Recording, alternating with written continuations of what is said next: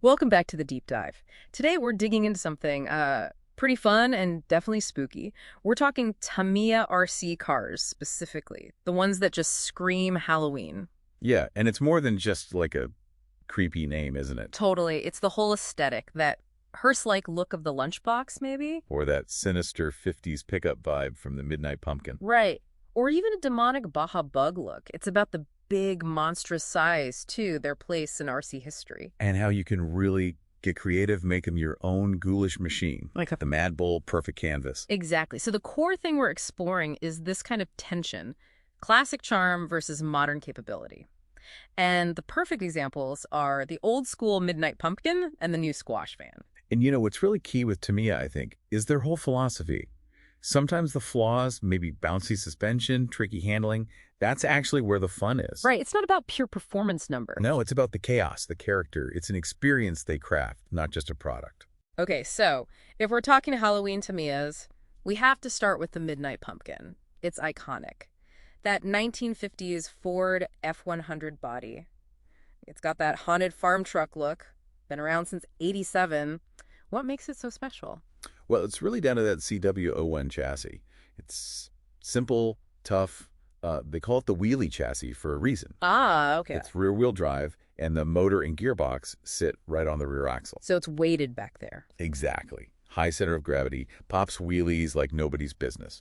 That's its signature move. And the bouncy ride? That's the basic friction dampers. They don't dampen much. It gives it that famously lively, almost uncontrollable feel, which is, delightful in its own way. Uh-huh. I can imagine. So it's fun, but maybe a bit wild. Oh, yeah. I remember trying to drive one over a tiny pebble once, and it just did this perfect, unplanned backflip. That's the pumpkin.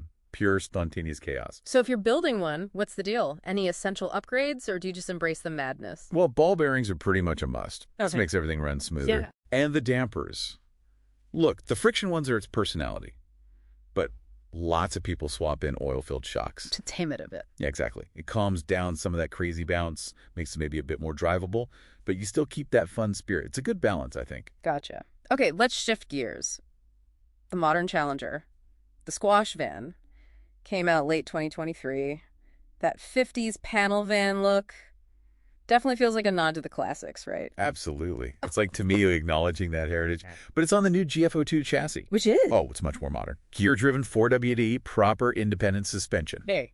It's even ready for four-wheel steering out of the box. Pretty sophisticated, really. Okay, it sounds way more capable. It is, but here's the Tamiya twist. Guess what dampers it comes with? Uh-oh. Not the friction ones. The exact same basic friction dampers as the 30-year-old Midnight Pumpkin. No way. So it's bouncy, too. Right out of the box. Yeah, it's got that same kind of erratic, bouncy feel. You have to think Tamiya did that on purpose. Like engineering in a flaw to keep that chaotic charm. It seems like it.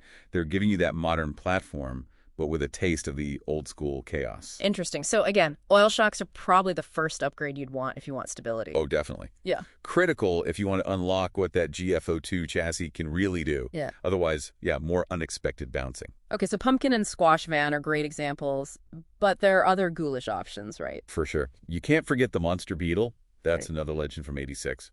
Demonic Baja Bug look. The re-release is great because it comes with better CVA shocks now, smoother than the original, Nice. What else? for just sheer size and presence. The Clodbuster, or its twin, the Bullhead. Ah, the kings. Absolutely. Massive trucks, twin motors, 4WD, four-wheel steering. They have this unique, lumbering, almost monster movie walk to them. Very cool. And you mentioned one more, the wild card. Yeah, the Mad Bull. It's kind of like a Frankenstein's monster of parts. Yeah. Super durable, simple, maybe not the best handling, but oddly, yes, Mm-hmm. really fun despite the flaws. It's tough as nails, makes it the perfect base if you want to build like a custom zombie apocalypse buggy or something. It'll take a beating.